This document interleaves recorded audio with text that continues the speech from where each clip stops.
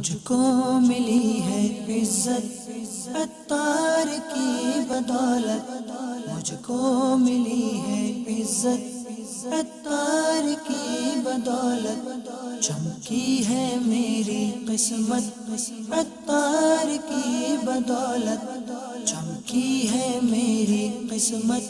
الحمدللہ رب العالمین والصلاة والسلام علی سید المرسلین، اما بعد فاعوذ باللہ من الشیطان الرجیم، بسم اللہ الرحمن الرحیم۔ الصلاة والسلام علیک یا رسول اللہ وعلی آلک واصحابک یا حبیب اللہ، الصلاة والسلام علیک یا نبی اللہ وعلی آلک واصحابک یا نور اللہ۔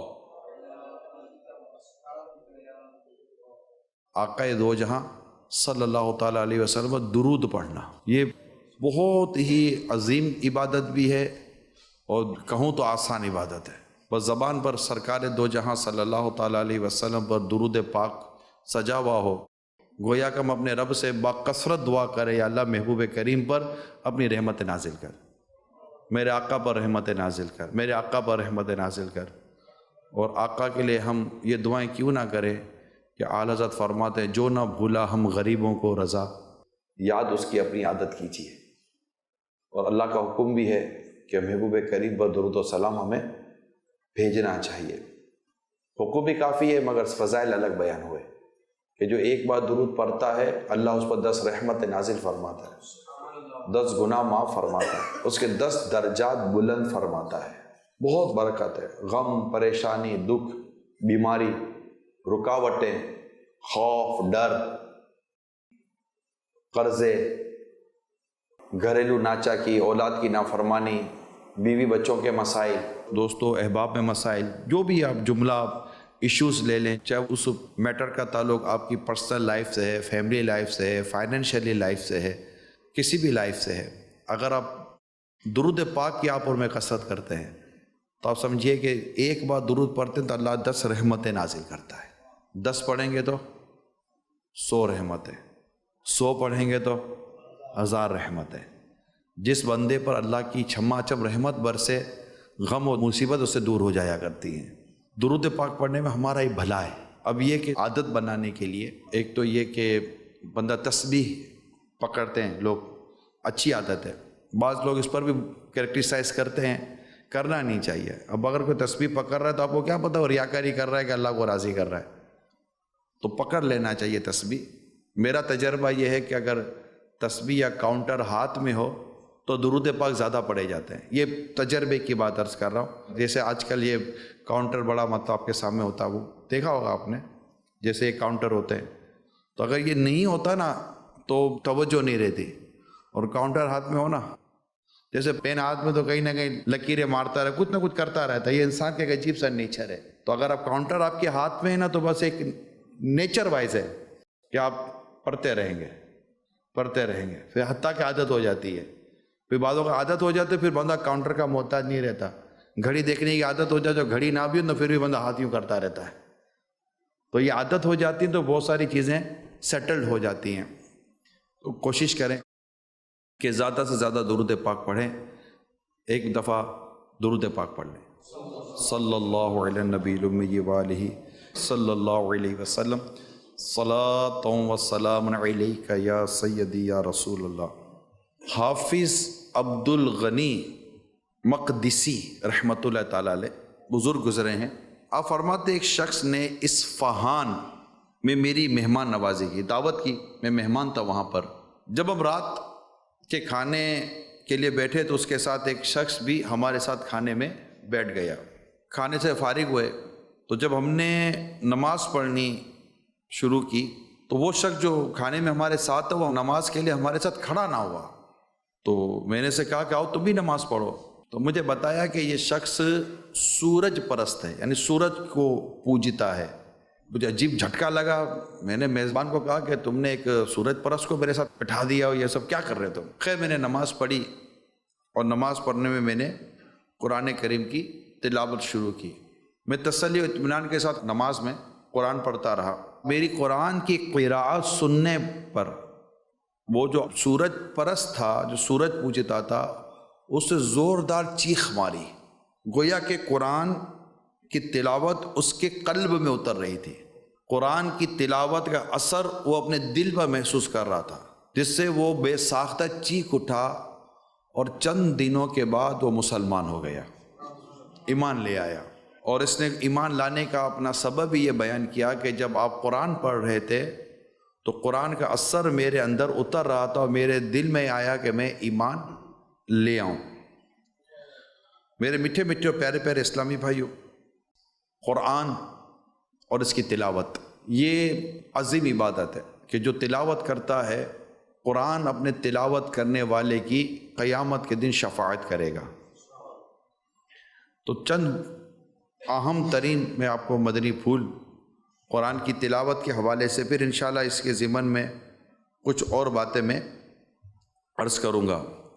حضرت ابو سعید خدری رضی اللہ تعالیٰ عنہ سے روایت ہے کہ رسول پاک صلی اللہ تعالیٰ علیہ وآلہ وسلم نے ارشاد فرمایا، جس کو قرآن نے میرے ذکر، یعنی یہ حدیث قدسی کہلاتی ہے کہ زبان مصطفیٰ پر اللہ تبارک و تعالیٰ ارشاد فرماتا ہے کہ اللہ فرماتا ہے کہ جس کو قرآن نے میرا ذکر اور مجھ سے سوال کرنے سے مشغول رکھا، میں اس سے بہتر دوں گا جو مانگنے والوں کو دیتا ہوں۔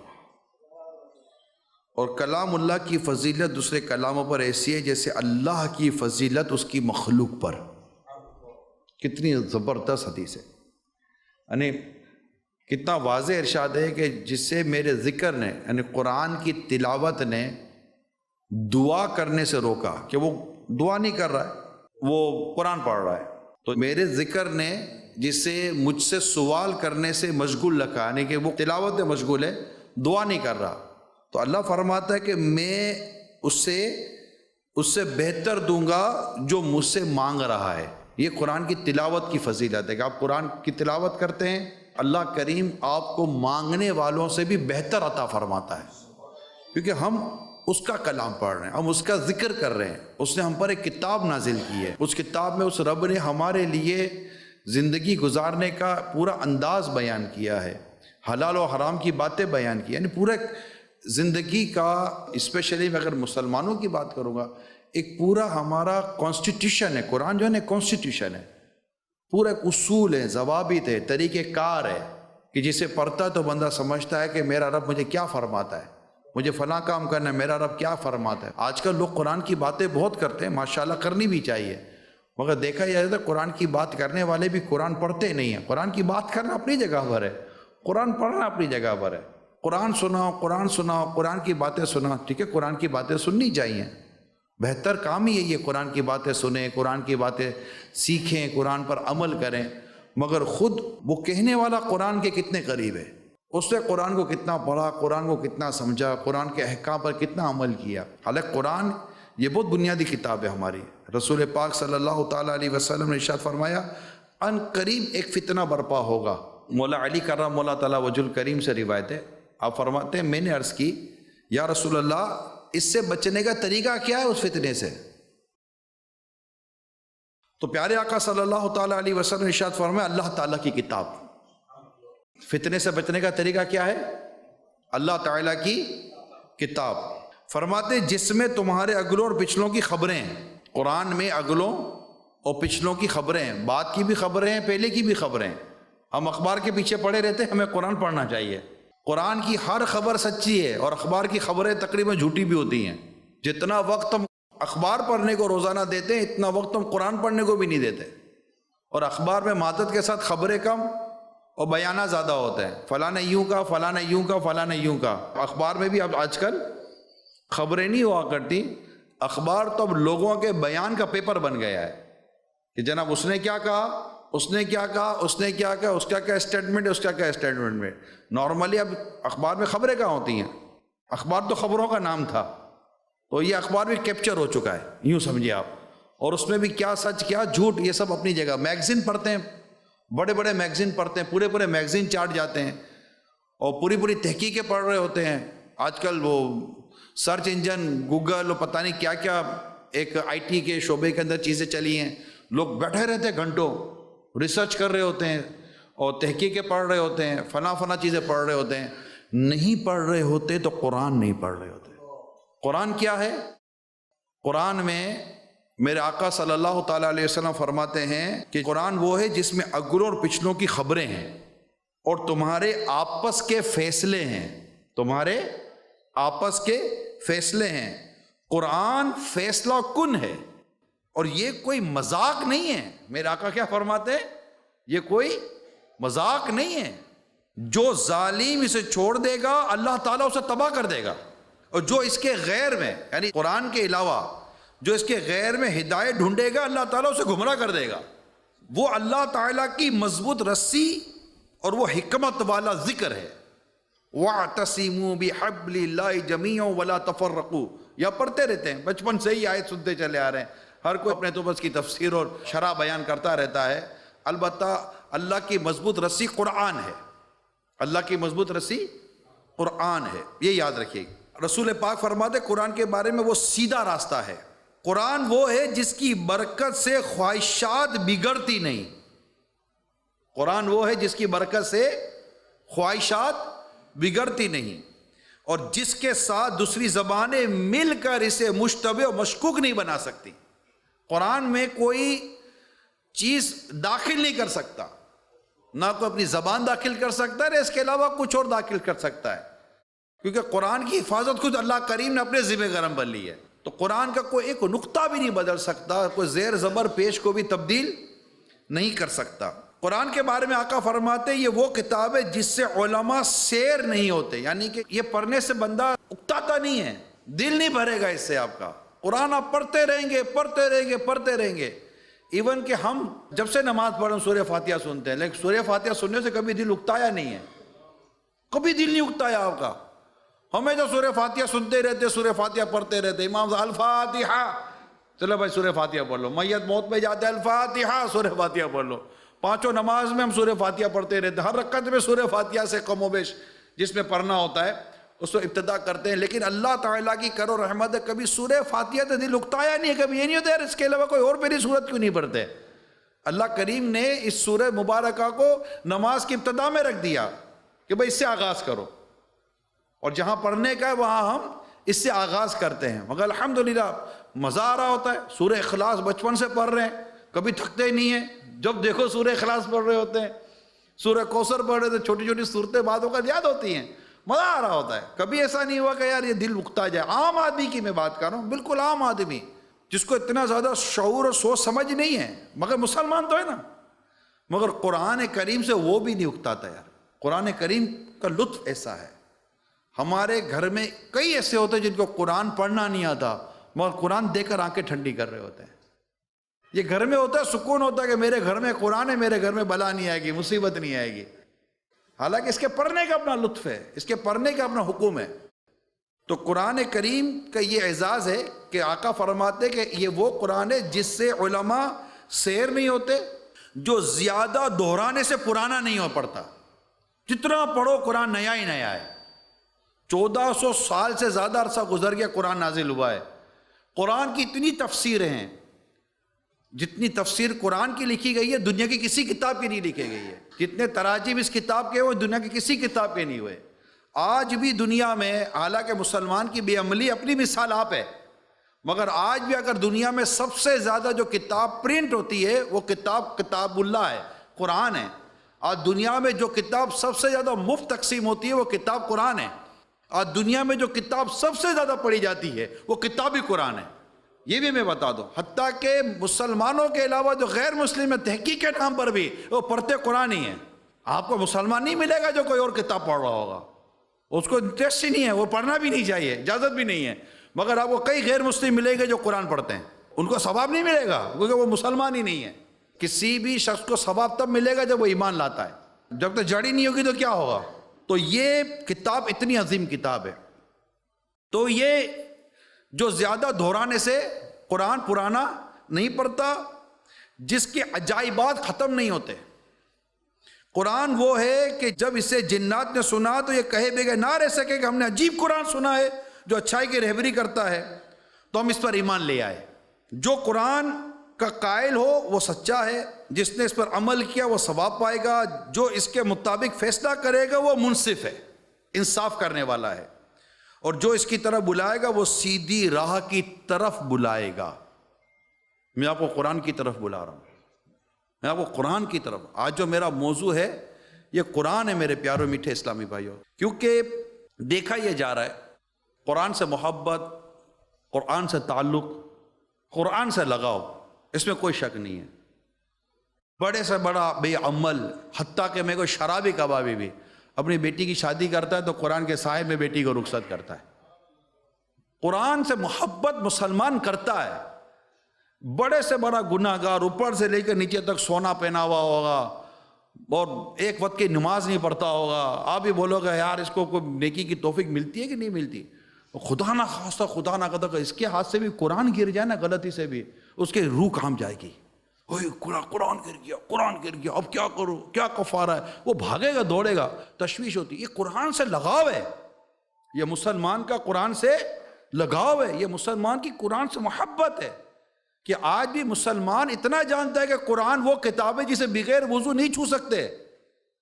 قرآن بے وضو نہیں چھوا جا سکتا، اجازت ہی نہیں ہے، جائز ہی نہیں ہے۔ آج بھی اگر مسلمان بے غسلہ ہے، اس پر غسل فرض ہے، وہ جانتا ہے کہ قرآن کو جب غسل فرض ہو تو چھونا بھی جائز نہیں ہے، پڑھنا بھی جائز نہیں ہے، وہ منع کر دیتا ہے۔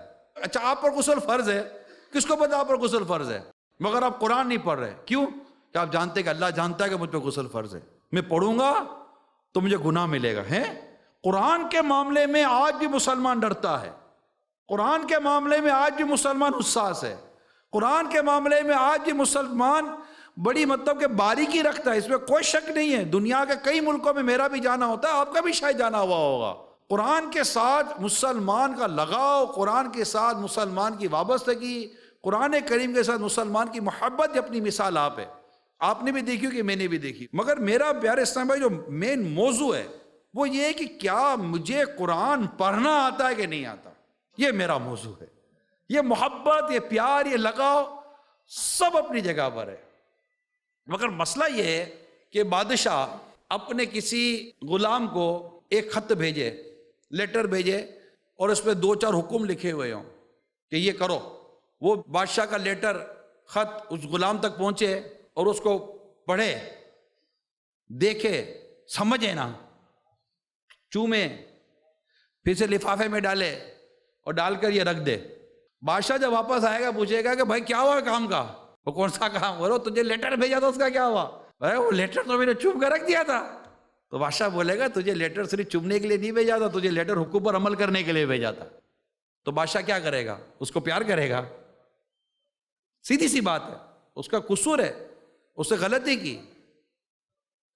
یہ سمجھانے کے لیے ہمارے بزرگوں نے مثال دی ہے، یہ مثال میں نے نہیں دی ہے، یہ مثال ہمارے بزرگوں نے دی ہے کہ یہ اللہ تعالیٰ نے جو کلام پاک ہمیں عطا فرمایا ہے، اس سے محض چومنا نہیں ہے، اسے محض دیکھنا نہیں ہے، یہ گھر، فیکٹری اور دکان میں محض برکت کے لیے رکھنا نہیں ہے، صرف بیٹی کے سر پر رکھ کر قرآن پاک کے نیچے سے گزارنا نہیں ہے، بیٹی کے دماغ کے اندر قرآن اتارا یا نہیں اتارا۔ خالی بیٹے کو سکھانا نہیں کہ بیٹا قرآن ہے اس کو دیکھتے رہو، اس کو چومتے رہو، بیٹے کے دل و دماغ کے اندر قرآن اتارا ہی نہیں اتارا۔ قرآن کریم میں کام کے کرنے اور نہ کرنے کا حکم موجود ہے کہ اے مسلمانوں تمہیں یہ کرنا ہے اور یہ تمہیں نہیں کرنا، یہ تمہارے لیے جائز ہے، تمہارے لیے ناجائز ہے، اس کی تمہیں اجازت ہے، تمہیں اس کی اجازت نہیں ہے، تمہاری زندگی کا انداز ایسا ہونا چاہیے، زندگی کا انداز ایسا نہیں ہونا چاہیے۔ یہ اللہ کریم نے قرآن پاک میں ارشاد فرمایا۔ اب میرا سوال یہ ہے آپ کے ذریعے جو دیکھنے سننے والے آج یا کل جو بھی کبھی دیکھیں گے سنیں گے، میں ان سب سے ایک سوال کرتا ہوں کہ قرآن ہم سمجھ کر پڑھتے کب ہیں؟ حتیٰ کہ بدقسمتی کہوں گا، اگر آپ برا نہ مانیں، سمجھنا تو کہتا ہوں یہ تو سیکنڈ اسٹیپ آ جائے گا، قرآن دیکھ کر پڑھنا نہیں آتا۔ کیا وجہ کیا ہے اس کی؟ میں نے بتا دیا، قرآن سے تعلق، قرآن سے محبت، قرآن سے پیار ہے مسلمان کو، آپ کو بھی ہے، مجھے بھی ہے۔ بندہ اپنے آپ کو سچ ثابت کرنے کے لیے بھی یہ کہتا ہے قرآن کی قسم کھا کر کہتا ہوں، اور ٹھیک ہے قرآن کی قسم کھا کر کہتا ہوں، تو صحیح بول رہا ہوگا.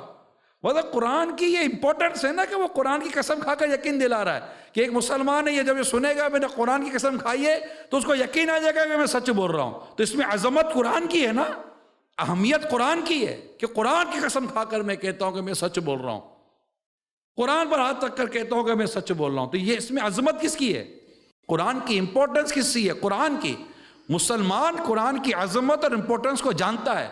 جھوٹی قسم کھاتے ہیں اس کا ہاتھ کانپے گا, دل کتنا سیاہ ہو جاتا ہے تب جا کر یہ قرآن کی جھوٹی قسم کھاتا ہے. ورنہ ایک عام مومن بھی قرآن کی جھوٹی قسم نہیں کھاتا, اللہ سے ڈرتا ہے. اللہ نہ کرے میرا ایمان برباد ہو گیا تو خدا سے ڈرتا ہے وہ.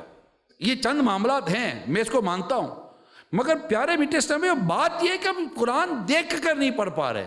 اب قرآن دیکھ کر پڑھنا ہی نہیں آ رہا, اور اگر بغیر دیکھ کے سورہ فاتحہ مشہور ہے ہم پڑھ لیتے ہیں, سورہ اخلاص مشہور ہے قل هو اللہ احد پڑھ لیتے ہیں, وہ بھی پڑھنے نہیں آتی. ہم بھی سنتے ہیں, نارملی سنتے رہتے ہیں, آواز تو آتی ہے نا قرآن پڑھنے کی, تو قرآن پڑھنا نہیں آ رہا. اب پرابلم یہ قرآن پڑھنا کیسے آئے؟ مجھے یہ تھا کہ آج بدھسٹ کمیونٹی جمع ہوگی, ملتان کے اہم لوگ جمع ہو گئے, آپ کو یقیناً دعوت دے کر یہاں لایا گیا ہوگا. ایک امپورٹنس ہے. میں کہیں سوچتا رہا کیا ٹاپک لوں آج کہ جس سے آپ کو بھی لگے کہ یار میں کچھ اپنے اندر چینجز لاؤں. بیان ہم سنتے رہتے ہیں, مگر میں نے آج نیت یہ کی ہے کہ اللہ کرے کہ کوئی ایسی بات بیان ہو جائے کہ آپ جو سن کر کھڑے ہو نا, آپ یہ نیت کر کے کھڑے ہو کہ میں نے قرآن درست کرنا ہے بس اپنا. دیکھیں پیارے اسلامی بھائیوں, پیسہ, کاروبار, اسٹیٹس یہ قبر میں نہیں جائے گا. قبر میں جانا تو ہے یہ آپ کو اور مجھے, دیکھنا یہ کہ میرے ساتھ قبر میں میرے اعمال جائیں گے. پیسہ بھی یہیں رہ جائے گا. کتنے ایسے دولت مند تھے جو آج جن کی برسی بنا چکے, 40واں کر چکے, کسی کا فاتحہ کر چکے, کل ہمارا بھی 40واں فاتحہ برسی ہو جائے گی. ہم قبر میں ہوں گے, ہمیں ہمارے اعمال کے ساتھ قبر میں اترنا ہے, اور اس میں نماز ضروری ہے. نماز میں قرات ہے, قرات نماز میں فرض ہے. اگر غلط قرات ہوگی تو نماز ہی نہیں ہوگی. اب نماز نہ رہی, قرآن نہ رہا, تو میری آپ سب سے جو یہاں جمع ہیں, آپ کاروبار کرتے ہیں, آپ اپنا کوئی بھی پروفیشن اختیار کرتے ہیں, مہربانی کریں خدا را دیکھ کر قرآن پڑھنا تو درست کر لیں, کہ جب آپ قرآن کھولیں تو آپ کو یوں نہ ہو کیا کروں, کیسے پڑھوں. پڑھتے ہیں, میں نے بھی دیکھا 40ویں میں لوگ جمع ہو جاتے ہیں, قرآن کریم کرتے ہیں, یوں دیکھ رہے ہوتے ہیں, پڑھتے نہیں ہیں, ان کو پڑھنا نہیں آتا. بڑے بڑے نام ہیں, بڑے بڑے عہدے ہیں, بڑا بڑا منصب ہے, مارکیٹ میں, بازار میں, شہر میں, ملک میں ان کی شہرت کے ڈنکے بجتے ہوں گے, مگر ان کو اگر قرآن ہاتھ میں دو تو قرآن دیکھ کر نہیں پڑھ سکتا. ہاں انگلش پیپر ہاتھ میں تو پڑھ لے گا, فرینچ سیکھی, جرمن سیکھی, دنیا کی کئی زبانیں سیکھی, نہ سیکھا تو قرآن دیکھ کر پڑھنا نہ سیکھا. کیا وجہ ہے؟ اس کی وجوہات پر بھی غور کرنے کی ضرورت ہے کہ آخر کیا وجہ ہے. ہم شروع سے, بچپن سے, جب سے ہم نے شعور آیا ہے, ہم نے کبھی اس طرف خود کو بھی مائل ہوتے دیکھا نہیں, یعنی ہمیں اس طرف لایا بھی نہیں گیا. جنہیں لایا گیا وہ پڑھ رہے ہیں, جو ہیں میں ان کا کہہ رہا ہوں, سب کا نہیں کہتا. ہمارے پیرنٹ ہمیں اس طرف لائے نہیں.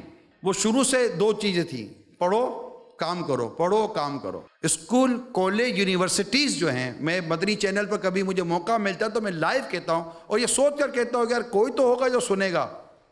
ابھی پریسیڈنٹ سے بھی جو ہماری ملاقات ہوئی تھی, میں نے پریسیڈنٹ کو یہی کہا ہے کہ کوئی ایسا نظام تعلیم میں لائیں کہ یہ جو بچے جو ہمارے 15 20 25 سال پڑھتے ہیں, یہ پڑھ کر جب نکلے تو ان کو قرآن پڑھنے تو آئے.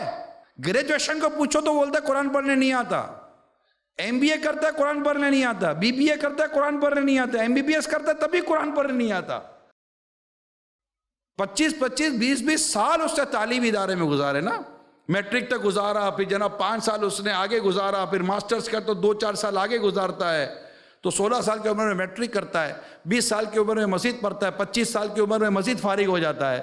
اگر وہ زیادہ پڑھا لکھا آدمی میں کہہ رہا ہوں جس نے واقعی پڑھا ہے, اس کو بھی دیکھ کر قرآن پڑھنے نہیں آتا. کیونکہ ہمارے تعلیمی اداروں میں اسلامیات سبجیکٹ ضرور ہے, مگر وہ اسلامیات سبجیکٹ پر اسلامیات سبجیکٹ ہے. کیا آپ کو نہیں لگتا کہ ہمارے تعلیمی اداروں میں, چاہے school, college, university, what ever, تعلیمی اداروں کے اندر ہمارے یہاں قرآن پڑھانے کا نظام ہونا چاہیے تھا, مگر نہیں ہے. اور ہم نے اپنی اولاد کو صرف تعلیمی اداروں کی طرف بھیجا. یا پھر بچہ آدھا گھنٹہ مولوی صاحب گھر پر آتے اور پڑھا کر چلے جائے. کیا پڑھایا مولوی صاحب نے یہ بھی نہیں پتا, جس کو رکھا تھا اس کا بھی نہیں پتا کہ اس کو پڑھانے بھی آتا کہ نہیں آتا. दाढ़ी वाला है, सर पर रुमाल बांधेगा, मौलाना बच्चे को पढ़ा देना। बच्चा पढ़ता है नहीं पढ़ता, छुट्टी करता है, मौलाना सही पढ़ाता है गलत पढ़ाता है, कभी वालिद साहब ने पूछा नहीं है मौलाना को, क्योंकि उसको 50-100 रुपए का मौलाना चाहिए, 500 रुपए का मौलाना चाहिए, और उसको ट्यूशन पढ़ाने के लिए 10 से 15 या 20 हज़ार रुपए का ट्यूटर चाहिए। जो स्कूल की तालीम पढ़ाएगा 15 से 20 हज़ार रुपए लेगा, वो भी 1 घंटा पढ़ाएगा, और जो कुरान पढ़ाएगा वो 500 रुपए लेगा, 1000 रुपए लेगा, और कभी 10 महीने के बाद कहेगा कि इधर उधर 500 रुपए बढ़ा जा रहे हैं मौलाना, तुमको क्या जरूरत है। मौलाना का बच्चा मिट्टी खाकर शिफा पाएगा और बाकी का बच्चा दवा खाकर शिफा पाएगा। उसको थोड़ी बेचारे को, मौलाना के बच्चे को दवा की ना उसकी इसकी जरूरत पड़ती होगी। तो ये हमने फर्क किया है, सोसाइटी में ये फर्क हमने किया है। हमारे यहाँ हाईली क्वालिफाइड आदमी 1.5-2 लाख रुपए की सैलरी लेता है, और हमारी सोसाइटी में अच्छा इमाम भी 15,000 20,000 से ऊपर की सैलरी नहीं है उसकी। ये फर्क हमने किया है। वी आर मुस्लिम सोसाइटी के अंदर मुस्लिम इन्फ्लुएंशियल पीपल ने अपने अंदर ये फर्क खुद इस्टेब्लिश किया है। अगर कहें कि जनाब इमाम साहब बहुत अच्छे हैं, क़िरात बहुत अच्छी है, इमामत बहुत अच्छी है, बयान भी बहुत अच्छा करते हैं, आप इनकी सैलरी 1.5 लाख रुपए करें। 1.5 लाख रुपया इमाम की सैलरी, कहां से 1.5 लाख रुपया? भाई आपको 2.5 से 3 लाख के नीचे में चार्टर्ड अकाउंटेंट नहीं मिलता। अगर आपको MBA चाहिए तो 2.5 से 3 लाख रुपए मांगता है। ज्यादा तजर्बे का प्रोफेशनल ढूंढो तो 5 लाख रुपए मांगता है। मार्केटिंग का आदमी ढूंढो तो इतने लाख रुपए मांगता है। मर्चेंडाइजर ढूंढो तो 2-2.5-3 लाख रुपए मांगता है। मास्टर को ढूंढो जो कलर आपके डाइंग करके देता है तो वो 2.5-3-4 लाख रुपए वो ले लेता है। ये सारे 3-3-4-4-5 लाख रुपए ले सकते हैं। इमाम साहब ना इमाम साहब 15,000 रुपए इमाम की सैलरी है। कभी इमाम साहब को मोटरसाइकिल नहीं है, इमाम साहब का अपना घर नहीं है, इमाम साहब की अपनी कार नहीं है। ये फर्क जो सोसाइटी में है ये हमने किया है।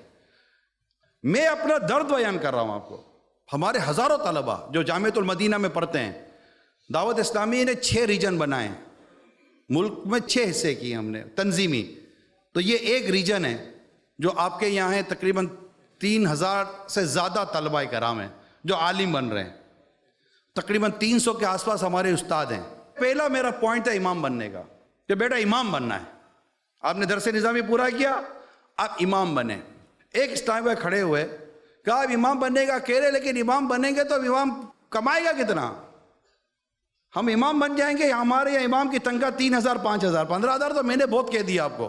3,000 4,000 5,000 इमाम की तनख्वाह। यार आप अब खुद बताएं, जिस मुल्क के अंदर आम आदमी की तनख्वाह 15,000 रुपये कानून है, मिनिमम सैलरी 15,000 रुपीज़, ये हमारे रूल में शामिल है कि आपने 15,000 रुपये देना। आम लेबर की तनख्वाह अगर 15,000 रुपये, आम आदमी की तनख्वाह 15,000 रुपये, इमाम को सैलरी 5,000 रुपये, 6,000 रुपये, 7,000 रुपये, अच्छी सैलरी 10,000 रुपये। आपके मेरे मोबाइल के बिल 5,000 रुपये के बन जाते हैं। आप और मैं कि खाना खाने के लिए जाते तो 5,000 रुपये का तो होटल का बिल बन जाता है।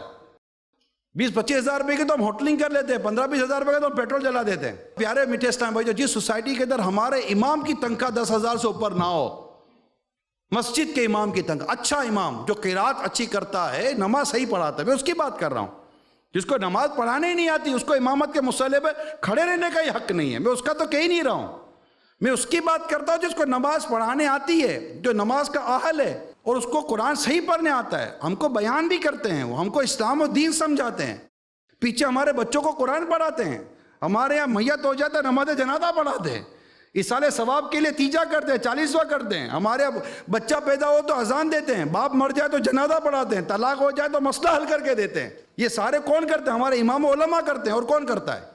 हमारे अपने मसाइल उलमा हल करते हैं, विरासत के मसाइल उलमा हल करते हैं। अगर इमाम आलिम है, इमाम हाफिज है, तो आप बताइए कि एक आलिम बना, एक हाफिज बना, उसने 10 साल मेहनत की है। 10 साल मेहनत करने के बाद इसको पता है कि मैं आऊँगा तो मुझे 15,000 से ज़्यादा मिलेगा नहीं। तो ये फ़र्क सोसाइटी के अंदर आपने मैंने बनाया है, किसी और ने नहीं बनाया। हम चाहते हैं, जैसे मैं दावत इस्लामी वाला हूँ, हमारे अपने हज़ारों इमाम हैं जिनको हमने रखा है। दावत इस्लामी तकरीबन रोज़ की 2 मसाजिद बनाती है, हमारी एवरेज है। हम तकरीबन मोर और लेस 700 मसाजिद साल में बनाते हैं हम, जो एक एवरेज है। और हमारे हज़ारों इमाम हैं जिन्हें हम सैलरीज देते हैं। हमारी कोशिश है कि हमारी सैलरी ज़्यादा हो, मगर हमने minimum salary scale Dawat Islami ने अपने अंदर ने 15,000 रुपये रखा है।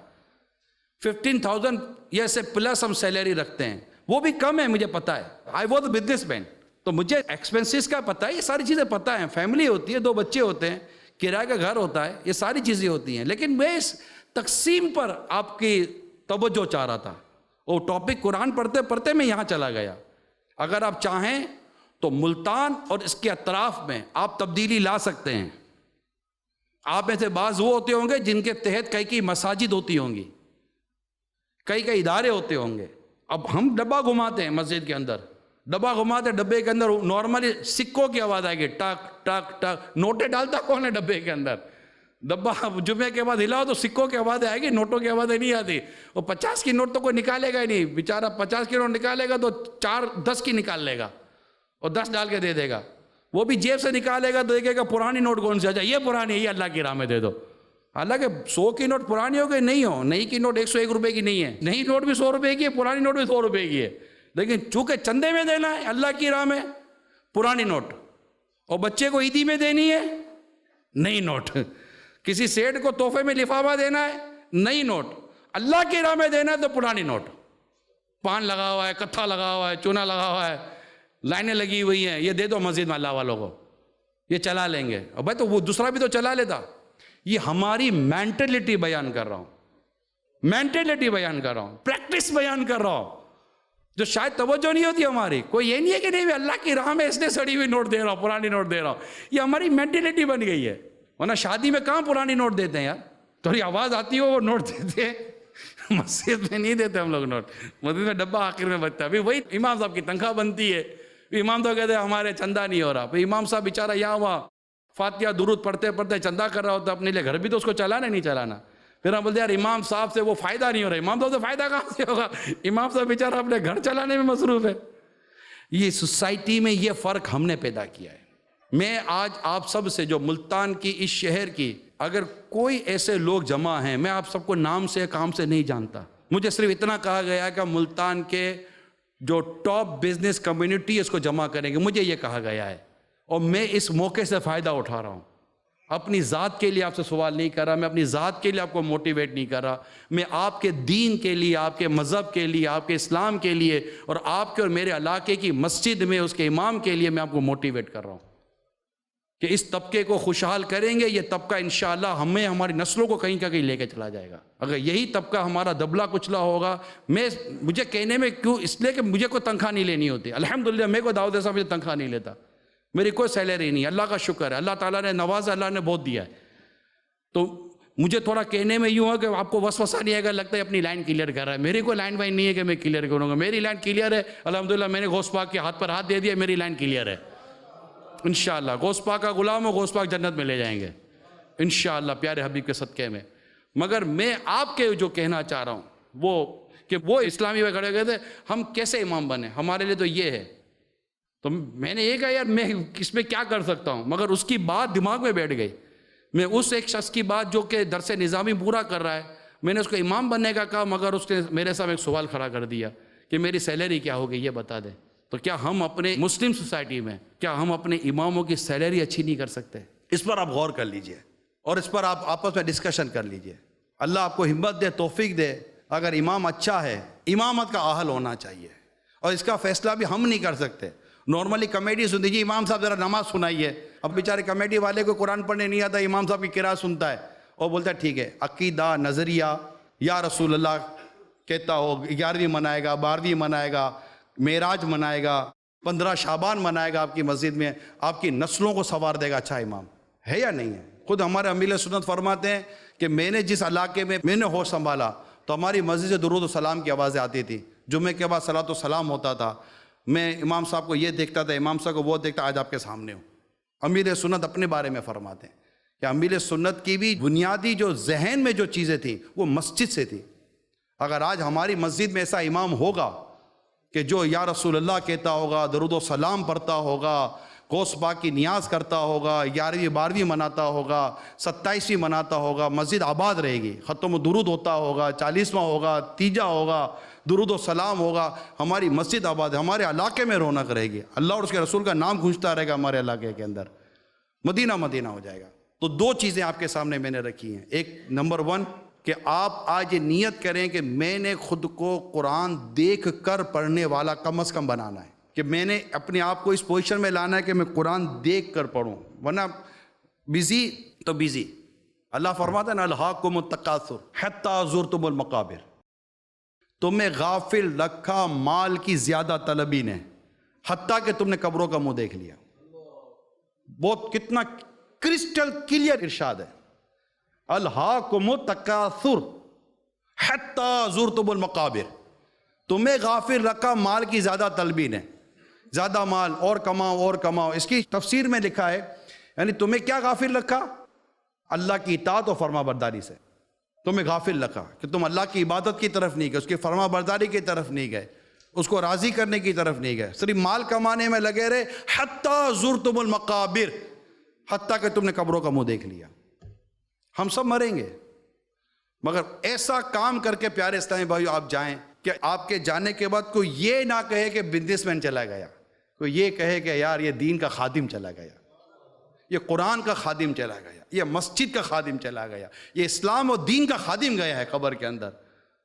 ہمیں لوگ تاجر کے طور پر یاد نہ کریں, بزنس مین کے طور پر یاد نہ کریں. ہمیں اس طرح یاد کیا جائے کہ یہ وہ آدمی تھا کہ جس کی وجہ سے اتنی مسجدیں بنی. ہم جانتے ہیں ایسے لوگوں کو جو دنیا سے چلے گئے, ہمیں بتا کہ انہوں نے کتنی مسجدیں بنائی ہیں, انہوں نے کتنے حافظ بنائے, کتنے علماء بنائے, کتنی غریبوں کی مدد کی ہے. کوئی بھی اچھا سائن آپ کے نام کے ساتھ لگائے گئے, اس کے لیے نہیں کہ آپ کی تعریف ہوگی, اس کے لیے نہیں کہ لوگ واہ واہ کریں گے, اس لیے نہیں کہ لوگ آپ کے نام پر بینر لگائیں گے لگائیں گے, نہیں. کام وہ کریں کہ اللہ جانے اور آپ جانو. مشہور یہی ہے, آپ نے بھی سنا ہوگا کہ سیدھے ہاتھ سے تو الٹے ہاتھ کو بھی پتہ نہ چلے, اور واقعی الٹے ہاتھ کو پتہ نہیں چلتا, باقی سارے شہر کو پتہ ہوتا ہے. الٹے ہاتھ کو نہیں پتہ چلنا چاہیے, شہر کو پتہ چلنا چاہیے, کمیونٹی کو پتہ چلنا چاہیے کہ میں نے کیا کیا ہے. میری ریکویسٹ ہے آپ سے, جب بھی اللہ اور اس کے رسول کے دین کے لیے کوئی کام کریں, عبادت کے لیے کوئی کام کریں, مہربانی کر کے چھپا کر کریں. اور اگر بتانا ہے تو پھر نیت درست کر لے کہ میں اس لیے بتا رہا ہوں تاکہ لوگ دیں. مثال کے طور پر آپ کے علاقے کی ایک اچھی سی مسجد ہے, عاشقان رسول آپ کو کہتے ہیں, آپ نے کہا ٹھیک ہے کارپیٹ میری طرف سے, تو آپ کوشش یہ کریں کہ یہ آپ کا نام نہ آئے, یہ لائٹ میری طرف سے, یہ ساؤنڈ میری طرف سے, یہ ماربل میری, آپ کوشش کریں آپ کا نام نہ آئے. اور اگر نام لانا ہے تو بھی نیت درست کریں کہ میں نام دے رہا ہوں کہ یار ماربل میں نے لگا دیا, کارپیٹ آپ بچھا دینا. تو یہاں آپ کی نیت دوسرے کو نیکی کے کام میں ابھارنے کی ہے, نہ کہ اپنی واہ واہ کرانے کی. یار میں نے اس پہ 5 لاکھ روپے دیے, آپ بھی 5 لاکھ روپے ڈال دو, تو یہ آپ کہیں گے تو ہو سکتا ہے وہ 5 لاکھ روپے دے دے. یہ نیت بنتی ہے تو کہیں, اگر یہ نیت نہیں بنتی نا تو میری درخواست یہ ہے مٹھی بند کر کے کام کریں, چھپا کر کام کریں, پتہ ہی نہ چلے کہ آپ نے کوئی کام کیا اور کار خیر میں کام کیا. کیونکہ جس کے لیے کیا ہے نا, اگر وہ رب ہی کے لیے کیا ہے تو اللہ دیکھ رہا ہے, وہ سمیع ہے, وہ بصیر ہے. جب اجر اس سے لینا ہے تو بندے کو بتا کر کیا کرنا ہے, بندے نے خالی واہ ہی کرنی ہے, واہ. وہ تو واہ کر دی, ثواب تو چلا گیا, اس کا کیا کرے. مرے تو پتا چلا کہ واہ مل گئی, ثواب تو نہیں ملا. تو واہ کے لیے تو خیرات کی نہیں تھی, خیرات تو ثواب کے لیے کی تھی. کہ ایسا نہ ہو کہ واہ سننے کے لیے, تعریف سننے کے نام پر ہماری خیرات چلی جائے. یار لاکھوں کروڑوں اربوں روپے خرچ کر کے بھی قیامت کے دن ثواب نہ ملے تو بھی لاکھوں کروڑ روپے کیا خرچ کیے پھر ہم نے. حالانکہ اللہ کی راہ میں جب خرچ کرتے تو اللہ اسے بہتر عطا فرماتا ہے, ہمیں دنیا میں بھی دیتا ہے, آخرت میں بھی دیتا ہے, مگر وہ ہو اللہ کے لیے, صرف اللہ کے لیے ہو, کسی اور کے لیے نہ ہو. اپنی واہ واہ چاہنے کے لیے, مسجد میں اعلان کرنے کے لیے, اشتہار چھاپنے کے لیے. میں مشورہ دے رہا ہوں میں آپ کو, آپ عمرے کرائیں, حج کرائیں, صدقہ کریں, خیرات کریں, مسجد بنائیں, مدرسے بنائیں, پتہ ہی نہ چلے. وہ میں نے ایک بڑا پیارا مضمون پڑھا, ایک علاقے میں ایک صاحب کی بڑی دکان تھی, کریانے کا سامان تو راشن وغیرہ بہت کچھ دیتا تھا, بڑا آدمی تھا, سیٹ آدمی تھا, دکان بڑی تھی, غریبوں کا علاقہ تھا. اسی کے علاقے میں ٹھیلے والا بھی تھا جو سبزی وبزی بیچتے تھے, اور بھی اس طرح کی چیزیں بیچتے ٹھیلے والے. اچھا کبھی کوئی غریب آدمی دکان پر جائے نا, سیٹ صاحب بولے گا نہیں کوئی کم نہیں ہے, لینا ہے تو لو. سیٹ کم کرتا ہی نہیں تھا. اچھا یہ ٹھیلے پر جائے تو ٹھیلے والا 5 روپے ڈسکاؤنٹ دے دے, ٹھیلے والا 10 روپے ڈسکاؤنٹ دے دے. لوگ یار اتنا بڑا سیٹ ہے, 1 روپیہ کم نہیں کرتا. یہ غریبوں کو دیکھو ٹھیلے لگاتے 5-10 روپے کا ڈسکاؤنٹ یہ دے دیتے ہیں. یہ چلتا رہا, سیٹ کا انتقال ہو گیا, سیٹ کا انتقال ہو گیا. اب جب سیٹ کا انتقال ہو گیا, اب لوگ جو بازار میں گئے, اب ٹھیلے والے کو بولا کہ یہ آلو دو, سبزی دو, اب وہ کم نہ کرے, نہ 10 کا ڈسکاؤنٹ, نہ 20 کا ڈسکاؤنٹ, نہ 5 کا ڈسکاؤنٹ. بھائی عجیب آدمی ہو تم لوگ, کل تک تو تم ڈسکاؤنٹ دے رہے تھے, آج تم ڈسکاؤنٹ نہیں دے رہے ہو. وہ تو سیٹ تھا جو کنجوس تھا, وہ تو مر گیا, تم ڈسکاؤنٹ کیوں نہیں دے رہے ہو؟ بولا سیٹ کو برا مت بولو, ڈسکاؤنٹ ہم نہیں دے رہے تھے, یہ سیٹ تھا جس سے ہم کو کہا ہوا تھا کہ تم غریبوں کو سستا دینا, پیسے مجھ سے لے لینا. تم غریبوں کو سستا دینا, پیسے مجھ سے لینا. خود برا بنتا رہا اور غریبوں کو سستا دلاتا رہا. لوگ اسے زندگی بھر برا کہتے رہے, مگر کبھی اس نے یہ نہیں کہا کہ تمہیں جو محلے میں جو ٹھیلے والے سستا دے رہے ہیں نا, یہ میری وجہ سے دے رہے ہیں. یہ ہم ہیں جو بول دیتے ہیں یہ نوکری میں نے دلائی تھی, یہ تمہاری بیٹی کی شادی میں نے کرائی تھی, یہ یتیم خانہ میں نے چلایا تھا, یہ کارا کام میں نے کیا ہے. ہماری زبان سے میں نے نکلتا ہے, میں کرتا ہوں میں کرتا ہوں میں کرتا ہوں. اللہ کے نیک بندے میں نہیں کہا کرتے تھے, یہ تھے ہی نہیں. حضرت عبداللہ ابن مبارک رحمۃ اللہ تعالیٰ علیہ کہیں تشریف لے جاتے تھے, سفر کرتے تھے, تو راستے میں ایک شہر آتا تھا چھوٹا سا, اس میں ایک آدھ دن رک جاتے تھے. ایک نوجوان آپ کی بڑی خدمت کرتا تھا. ایک دن آپ شہر میں گئے تو نوجوان آیا نہیں, تو آپ نے معلومات کی کہ نوجوان کہاں ہیں, بڑی خدمت کرتا ہے. علماء کی خدمت شروع سے لوگ کرتے آ رہے ہیں. پتہ چلا وہ جیل میں. حضرت عبداللہ ابن مبارک علیہ الرحمٰن نے پوچھا بھائی جیل میں کیسے چلا گیا؟ تو نیک لڑکا تھا, اچھا لڑکا تھا. کہ اصل اسے کسی سے قرضہ لیا تھا, اور اس کا مدت پوری ہو گئی تو اس نے قاضی کے پاس کیس کر دیا. قاضی نے کہا ٹھیک ہے, یا تو پیسے دے یا پھر قید. تو عبداللہ ابن مبارک علیہ الرحمٰن نے کہا یار میری بڑی خدمت کرتا تھا, اچھا لڑکا تھا, اس کی مدد کرنی چاہیے. تو آپ نے اس سے پوچھا اس کا قرض کس پر تھا؟ کیا فلاں آدمی پر تھا. آپ اس سے ملے, آپ نے فرمایا کہ تم نے اس کو کوئی پیسے کا بولا؟ ہاں 10,000 روپے کچھ ہے, میں فگر ایسے آپ کو اپنی فرضی دے رہا ہوں, 10,000 روپے ہیں. کہ اگر تم کو 10,000 روپے مل جائے تو تم کیس واپس لے لو گے؟ بولا میں نے کیس کر کے کیا کرنا ہے, 10,000 روپے مل جائیں کیس واپس لے لوں گا. عبداللہ ابن مبارک رحمۃ اللہ تعالیٰ نے فرمایا ٹھیک ہے میں تمہیں 10,000 دیتا ہوں, کیس واپس لے لو, اس نوجوان کو رہا کر دو, مگر میری ایک شرط ہے. جی, تم اس نوجوان کو یہ نہیں بتاؤ گے کہ پیسے کس نے دیے. کہ ٹھیک ہے, مجھے کیا کر رہے ہیں نام بتا کر, مجھے پیسے چاہیے. آپ نے پیسے دیے اور چلے گئے دوسرے شہر میں. نوجوان رہا ہو گیا. پتہ چلا کہ عبداللہ ابن مبارک علیہ الرحمٰن شہر میں آئے تھے, تو اس کو ہوا کہ مجھے یاد کیا ہوگا, میں تو گیا نہیں. تب کسی نے کہا تمہیں یاد تو کر رہے تھے. تو وہ آپ کے شہر میں آیا عبداللہ ابن مبارک علیہ الرحمٰن سے ملنے, معذرت کرنے کے لیے کہ حضور وہ آپ آئے تھے تو میں تھا نہیں. اور جیسے وہ نوجوان آیا تو آپ کو وہ بے چینی ہو گئی کہ لگتا ہے اس کو بتا دیا میرا شکریہ ادا کرنے کے لیے آیا ہے. تو اس نے آ کر کہا کہ حضور آپ ہمارے شہر میں آئے تھے, میں معذرت چاہتا ہوں میں آپ سے مل نہیں سکا. تو آپ نے فرمایا ہاں تم تھے نہیں, میں آیا تو. اس نے کہا حضور مجھے جیل ہو گئی تھی. کیوں, کیسے جیل ہو گئی؟ یہ نہیں کہا کہ میں نہیں جانتا, ایسے پوچھا حیرت کے ساتھ کیسے جیل ہو گئی.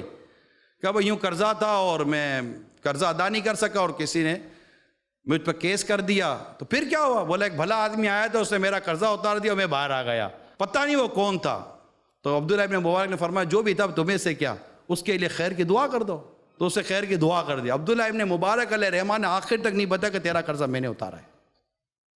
یہ اللہ کے بندے, نیک بندے ہیں. صدیق اکبر رضی اللہ تعالیٰ عنہ ایک بوریا کی گھر کی صفائی کیا کرتے تھے, امیر المومنین ہو کر گھر کی صفائی کرتے تھے. اور فاروق اعظم پیچھے تعاقب کرتے تھے کہ امیر المومنین کہاں جاتے ہیں, کسی کو بتایا نہیں.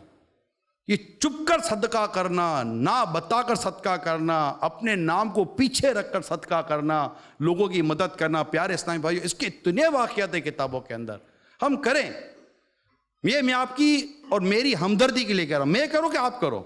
نظر یہ ہو کہ مجھے اللہ کی بارگاہ سے ثواب ملنا چاہیے, اور اگر 4 آدمی میں پتہ چلتا ہے تو آپ کی نیت سچی ہونی چاہیے کہ یہ میں نہ اپنے آپ کو نیک ثابت کرنے کے لیے بتا رہا ہوں, نہ حاجی صاحب, نہ نمازی صاحب, نہ سخی صاحب, نہ اعلان کے لیے, نہ شہرت کے لیے کر رہا ہوں. میں رب کے لیے کر رہا ہوں, مجھے رب سے اجر چاہیے, اور اللہ دیکھتا ہے کہ بندہ میرے لیے کیا کر رہا ہے. تو اللہ ہم سب کو عمل کی توفیق عطا فرمائے. کنکلوژن دے دوں, نمبر 1 کہ بس یہ نیت کر لیں کہ زیادہ زیادہ درود پاک پڑھیں گے, انشاءاللہ اس کی بہت ساری برکتیں نصیب ہوں گی. دوسری بات جو ہم نے سیکھی, قرآن کریم دیکھ کر پڑھنے والا بننا ہے, اس کی نیت کر لیں. آپ دعوت اسلامی والوں سے رابطہ آن لائن پڑھ لیں, دعوت اسلامی کا آن لائن شعبہ ہے. آپ انٹرنیٹ پہ جائیں, ہماری ویب سائٹ پہ جائیں, آپ فارم فل کریں کہ مجھے پڑھنا ہے, آدھے پونے گھنٹے کی کلاس لے لیں. آپ کو آپ کے ٹائمنگ کے اندر ہمارے قاری صاحب گھر بیٹھ کر پڑھا دیں گے.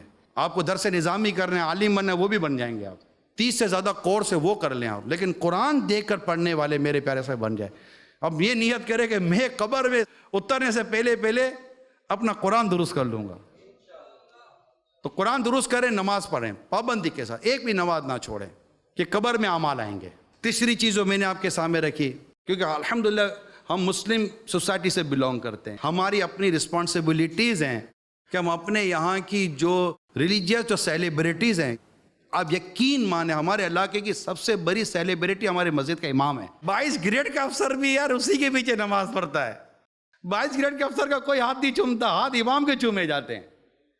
یہ ہماری سیلیبریٹی ہے, یہ ہماری پرسنالٹی ہے ہمارے معاشرے کی. امام ان کی فائنینشلی جو ان کی جو بدحالی ہے نا, میں اس کو دور کرنے کی آپ کو ریکویسٹ کرتا ہوں, اس کو دور کریں آپ. کوئی ایسا ملتان کے اس میں چلائیں کہ یہ بیچارے یہ عاشقان رسول خوشحال ہو جائیں. جو بھی نیکی کا کام کریں ہم اخلاص کے ساتھ کریں, اور اللہ ہی کے لیے کرنا ہے, کیونکہ ثواب ملے گا تب جو وہ کام اللہ کے لیے ہوگا, اور اللہ جانتا ہے کہ کس نے عمل میں ملاوٹ کی اور کس نے ملاوٹ نہیں کی. صلو علی الحبیب صلی اللہ تعالی علی محمد. اچھا, ایک دو درخواست آپ سے میں کر دیتا ہوں. ہمارے معاشرے میں 2-3 اہم ایشوز ہیں جس سے ہماری سوسائٹی بہت زیادہ افیکٹڈ ہے, اور سوسائٹی کی اس خرابی میں جو 2 اہم سیکٹر اپنا رول پلے کر رہے ہیں, ایک میڈیا ہے اور ایک ایجوکیشن ہے. میڈیا اپنے اندر مطلب ایک چیز ہے جیسے چاقو ہے, چھری ہے. چھری کچھ بھی نہیں ہے, اس کے استعمال کی بات ہے. بندہ کاٹو تو غلط ہے, پھل کاٹو تو صحیح ہے. میڈیا اپنا جو کردار ادا کر رہا ہے اس وقت, کئیوں کے گھروں میں ٹی وی چلتا ہے, اور ٹی وی پر جو کچھ چل رہا ہے وہ بھی شاید آپ مجھ سے زیادہ بہتر جانتے ہوں گے. اس سے آپ کی اپنی اولاد اور جو اسلامی ویلیوز ہیں کتنے متاثر ہو رہے ہیں, اس کا اندازہ آپ کو ہونا چاہیے. فلمیں, ڈرامے, دیگر جو پروگرام ٹی وی پر چلائے جاتے ہیں, جو بھی شوز چلائے جاتے ہیں, اس میں ہم کیا سیکھتے ہیں, ہماری فیملی کیا سیکھتی ہے, ہمارے بچے کیا سیکھتے ہیں, یہ سب کوئی ڈھکی چھپی چیز نہیں ہے. بے پردگی, بے شرمی, بے حیائی, بے باکی, لڑائی جھگڑا, فتنہ فساد, جھوٹ اور نہ جانے کیا کیا, یہ ہمارے ٹی وی کا ایک حصہ ہے. اگرچہ اس میں ایک طرف مدنی چینل اپنا رول پلے کر رہا ہے, تو مدنی چینل کو آپ جتنا پروموٹ کریں گے, مدنی چینل اس سے ہمیں کوئی آمدنی نہیں ہے. مطلب ایک سچ مدنی چینل پہ کوئی ایڈورٹائز نہیں ہے کہ میں آپ کو کہوں گا دیکھیں تو ہماری ٹی آر پی بڑھے گی تو ہمارے پاس ایڈ آئیں گی. مدنی چینل پہ کوئی ایڈورٹائز نہیں ہے, یہ آپ کے چندوں سے چلتا ہے. آپ جو دعوت اسلامی کو مدنی عطیہ ڈونیشن چندہ دیتے ہیں, مدنی چینل اس سے چلتا ہے. اور ہم نے مدنی چینل کو پر نہ میوزک کبھی لائیں نہ لائیں گے, نہ وہاں کبھی آپ نے بے پردہ عورتیں دیکھی ہوں گی, نہ انشاءاللہ کبھی دیکھیں گے. اور ایڈورٹائز ہم دیتے ہی نہیں ہیں, سیدھا سیدھا قرآن و حدیث کی باتیں ہیں, مدینہ مدینہ کرتے ہیں, مدینہ مدینہ دکھاتے ہیں. ٹھیک ہے, ایک جس کو کہتے ہیں نا پیورلی اسلامک فیملی چینل ہے, جو آپ بیٹھ کر دیکھیں تو آپ کے بے نمازیوں کو وہ نمازی بناتا ہے. اور یہ وہ چینل ہے جس سے دیکھ کر غیر مسلم مسلمان ہوتے ہیں. اس کے کوئی 1-2 نہیں ہے, کئی ایویڈنس ہے ہمارے پاس. ان شارٹ یہ ہماری طاقت نہیں کہ ہم اس میڈیا کو کچھ ہم کیا کر سکتے ہیں, ہمیں نیکی کی دعوت دینی ہے. اگر ہمارے گھروں میں صرف مدنی چینل چلا تو ہم بہت ساری خرابیوں سے بچیں گے. میں آپ کے گھر میں نہیں ہوں, مگر آپ کی فیملی چونکہ مسلمان فیملی ہے, تو ایک مسلمان کی امتیازی شان یہ ہے جو اپنے لیے پسند کرتا ہے اپنے بھائی کے لیے وہی پسند کرتا ہے. تو ہم ایک مسلمان ایک کمیونٹی ہیں. اگر آپ کو کوئی نقصان پہنچا رہا ہوگا مجھے تکلیف ہونی چاہیے, یہ میرے ایمان کا حصہ ہے. دنیا میں کہیں بھی مسلمان کو تکلیف ہوگی, مسلمان کو اس کی تکلیف کا احساس ہونا چاہیے. آقا فرماتے مومن ایک جسم کی مثال ہے, جسم کے ایک حصے میں درد ہو تو سارا جسم اس کا درد محسوس کرتا ہے. تو یہ مسلمان کی امتیازی شان ہے. جو سیکٹر جان نہیں ہمارے ایمان کو کمزور کر رہا ہو وہاں بھی تو تکلیف ہوگی. تو اس سیکٹر پر بند باندھنے کے لیے مدنی چینل آیا ہے. اگر یہ برائیاں نہ ہوتی تو مدنی چینل نہ آتا. مدنی چینل ان برائیوں کے اگینسٹ آیا ہے کہ ہم اپنے اسلامک ویلیوز کو بچانے کی کوشش کریں, اسلامک کلچر کو بچانے کی کوشش کریں. اور جو لادینیت, بد مذہبیت اور اس طرح کی چیزیں ٹی وی کے ذریعے ہمارے گھروں میں پہنچتی ہیں, ہم اس کا کوئی روک تو پیدا کریں, ورنہ تو قوم تو بالکل مس گائیڈ ہو جائے گی. کہاں کے کہاں چلی جائے گی, کپڑے بدل جائیں گے, سوچیں بدل جائیں گی. ٹی وی کا امپیکٹ ہے, ٹی وی اپنا اثر رکھتا ہے, سوشل میڈیا اپنا اثر رکھتا ہے. ہم نے سوشل میڈیا پر اپنا پیج کھولا کہ بھائی اس کے ذریعے کچھ کریں گے ہم. دوسرا مین سیکٹر ایجوکیشن. ایک تو تعلیم ہے, دیکھنا یہ ہے کہ پڑھا کون رہا ہے, پڑھا کیا رہا ہے اور کہاں پڑھا رہا ہے. میرا پچھلے دنوں UK کا سفر تھا.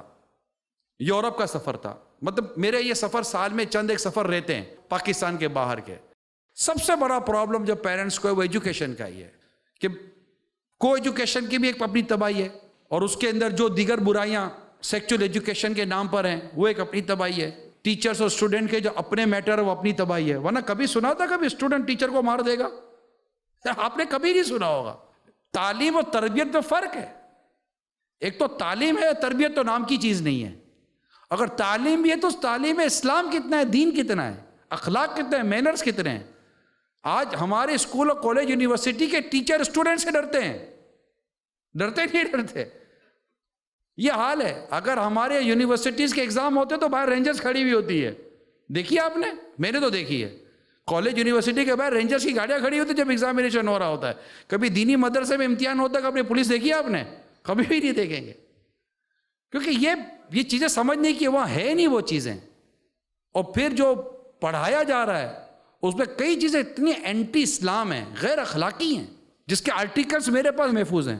یہ اخباروں کا آرٹیکل ہیں, میں نے نہیں لکھے, صحافیوں نے لکھے, دیگر لوگوں نے لکھے جنہوں نے ایجوکیشن سیکٹر کا پوسٹ مارٹم کیا ہے. اس فتنے کا مقابلہ کرنے کے لیے بھی دعوت اسلامی نے دارالمدینہ کھولے, اسلامک اسکولنگ سسٹم قائم کیا ہے. اور انشاءاللہ 2020 میں اللہ نے چاہا تو ہم المدینہ اسلامک کالج کھول رہے ہیں, اور انشاءاللہ 1.5-2 سال میں اسلامک یونیورسٹی کھول رہے ہیں. دارالمدینہ اسلامک یونیورسٹی کھول رہے ہیں. یہ کیوں کھول رہے ہیں؟ ہمارا کور ورک نہیں ہے. ہم تو مدنی قافلے سفر کریں, مسجد میں درس شروع کرتے ہیں, ہفتہ وار اجتماع کرتے ہیں, یہ ہمارے مین بنیادی ہمارے شعبے ہیں, کام ہیں. مگر چونکہ یہ سیکٹر بھی کور کرنا ہے تو یہاں آنا ہے. میں آپ کے سامنے وضاحت کیوں کر رہا ہوں؟ ایجوکیشن, میڈیا, مساجد کی تعمیر, علماء, حافظ, عالم, یہ چیزیں ہیں جو ہماری سوسائٹی کا لنگر ہیں. ان کو قابو کرنا ہے, ان کو سنبھالنا ہے. اس کے لیے میں آپ سے آپ کو مانگ رہا ہوں. میں ڈونیشن کے لیے نہیں کھڑا ہوا, ڈونیشن کے لیے نہیں کھڑا ہوا ہوں, میں آپ کو مانگ رہا ہوں. آپ کو پتا ہے کہ 4 خلفائے راشدین میں سے 3 بزنس مین تھے. صدیق اکبر بزنس مین, فاروق اعظم بزنس مین, عثمان غنی بزنس مین تھے رضی اللہ تعالیٰ عنہما. اور عشرہ مبشرہ جن کو سرکار نے زبان سے جنت کی بشارت دی 10 صحابہ, ان میں اکثر بزنس مین تھے. عبد الرحمن بن عوف سب سے زیادہ مالدار صحابی. یہ بزنس کمیونٹی تھی. آخر یہ بزنس بھی کرتے تھے, کاروبار بھی کرتے تھے, اور مسلمانوں کے امیر المومنین بنے, خلافت پر آئے, اتنی بڑی خدمت اسلام و دین کی انجام دی. پیسہ اپنی جگہ پر میٹر کرتا ہے, مگر فزیکلی اسلام و دین کے لیے آپ کو میں دعوت دے رہا ہوں. دعوت اسلامی کے plate form per we have a lot of department, we have a lot of work and we need you, your talent, آپ کی جو صلاحیتیں ہیں, آپ کی جو قابلیتیں ہیں, جو بزنس کے لیے یا آپ کی کسی بھی نجی سوسائٹی کے لیے ہیں. but what about then, what about اسلام؟ آپ خود سے سوال کریں کہ میں پورا دن گزر گیا, چلو آج تو آپ اجتماع میں آ گئے, آپ کل کے دن میں چلے جائیں, پرسوں کے دن میں چلے جائیں, آنے والے دنوں میں چلے جائیں. میں پورا دن گزر گیا, میں نے اسلام کے لیے کیا کیا, اپنے دین کے لیے کیا کیا, اپنے مذہب کے لیے کیا کیا, رسول پاک صلی اللہ علیہ وسلم کی سنت کے لیے میں نے کیا کام کیا ہے. جس دین کے لیے اللہ کے رسول اور پیارے صحابہ کرام نے مشقتیں تکلیف اٹھائی, میں نے اس دین کے لیے کیا کیا. یہ کوسچن ریس کر کے جا رہا ہوں میں آپ کے سامنے, اور آپ کو انویٹیشن دے رہا ہوں, دعوت دے رہا ہوں. دعوت مجھے دی گئی ہے یہاں آنے کی. میں شکریہ ادا کرتا ہوں میرے میزبان کا, جنہوں نے یہاں پر باقاعدہ یہ ارینج کیا. یہ بہت خوشی کی بات ہے. اللہ تعالیٰ ان کو اجر عطا فرمائے. آپ سب کو, ہم سب کو جب ان کا شکریہ ادا کریں کہ جو اللہ کے بندوں کا شکر ادا نہیں کرتا وہ اللہ کا بھی شکر ادا نہیں کرتا. میں تو آپ کے سامنے ان کا شکریہ ادا کرتا ہوں کہ اللہ ان کو اجر عطا فرمائے, اور اس کا ثواب اور اس کی برکتیں ان کے پورے خاندان پر نازل کرے, اور ان کے خاندان کا بچہ بچہ عاشق رسول ہو. اللہ کرم کرے, سب ایمان سلامت لے کر دنیا سے جائیں. ہم دعائی دے سکتے ہیں اور کیا دیں گے, مگر میں آپ کو آپ ہی کے دین, ہمارے دین کے لیے آپ کو میں دعوت دے رہا ہوں. اپنا وقت گھنٹہ, 2 گھنٹہ, 3 گھنٹہ ڈیفینیٹ مائنڈ بنا لیں کہ میں نے پورے دن میں 1, 2, 3 گھنٹے اپنے دین, اپنے اسلام, اپنے مذہب کی ترویج و اشاعت کے لیے میں نے دینا ہے. پیسے کی بات نہیں کر رہا میں یہاں سے, آپ کی فزیکلی اپیرنس کی بات کر رہا ہوں. خود کو پیش کریں. اگر آپ کو دعوت اسلامی کے جیسے ہمارے 107 شعبے ہیں, بہت شعبے, آئی ٹی کا شعبہ الگ ہے, میڈیا کا شعبہ الگ ہے, ایجوکیشن کا شعبہ الگ ہے, कंस्ट्रक्शन का शोबा अलग है, हमारी मेडिकल का शोबा अलग है. We have more than 26,000 employees इन दावत इस्लामी. 26,000 से ज़्यादा एम्प्लॉयज हैं. हमने सबका मेडिकल फ्री किया हुआ है, सिर्फ उनका नहीं. अगर वो बीवी बच्चे वाले हैं तो उनकी बीवी बच्चों का, शादीशुदा नहीं है तो माँ बाप का भी मेडिकल फ्री है. मेडिकल फ्री किया हुआ है हमने. तो हमारे पास अल्हम्दुलिल्लाह जामिअतुल मदीना 606, इसमें हमारे 26,000 से ज़्यादा स्टूडेंट हैं जो रहते हैं. यूँ 52,000 है टोटल मिला कर, इस्लामी भाई इस्लामी बहनें ये रहते हैं. इनका खाना पीना राशन वगैरह आप ये संभालें. मतलब एजुकेशन में आ जाएं, मदरसे दारुल उलूम जामिअतुल मदीना को देखें, हिफ्स को देखें. कंस्ट्रक्शन हमारी मस्जिदें बनती हैं, मदरसे बनते हैं उस लाइन को जिसमें आपकी एक्सपर्टीज़ हैं कि भाई मैं आर्किटेक्ट हूँ, मैं इंजीनियर हूँ, मैं ये हूँ, मैं ये हूँ, मेरी आईटी में एक्सपर्टीज़ हैं, मेरी फलाह में एक्सपर्टीज़ है, मैं ये कर सकता हूँ, मैं वो कर सकता हूँ.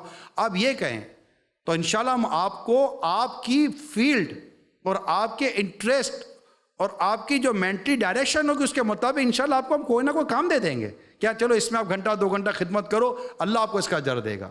इसमें पैसा नहीं लगेगा, सिर्फ आपकी सलाहियतें और आपकी काबिलियतें जो अल्लाह ने आपको दी हैं अल्लाह के दीन के लिए खर्च हो जाएंगी. इसकी बरकत होगी कि अल्लाह ताला इसमें इजाफा फरमाएगा. अल्लाह हम सबको अमल करने की तौफीक अता फरमाए. आमीन बिजाहिन नबील अमीन सल्लल्लाहु ताला अलैहि वसल्लम. सल्लु अलल हबीब सल्लल्लाहु ताला अला मुहम्मद. मुझको मिली है इज्जत अत्तार की बदौलत, मुझको मिली है इज्जत अत्तार की बदौलत. चमकी है मेरी किस्मत अत्तार की बदौलत, चमकी है मेरी किस्मत अत्तार की बदौलत. अपना बनाया मुझको, सीने लगाया मुझको,